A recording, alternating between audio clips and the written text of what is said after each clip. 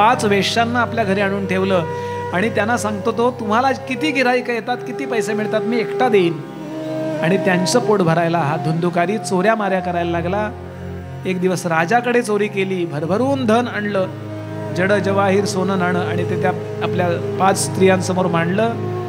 ते पाहिल्यावर त्या घाबरल्या, अरे इतकं चोरून आणलंय म्हणजे राजाचे सैनिक येऊन यालाही धरतील, आम्हालाही धरतील, तेव्हा पळून जाऊया इथनं धन घेऊन. म्हणून त्याला ठार मारला. कसा ठार मारला? त्याला त्याच पलंगावर बांधला दारू पाजून आणि पलंग जाळून टाकला.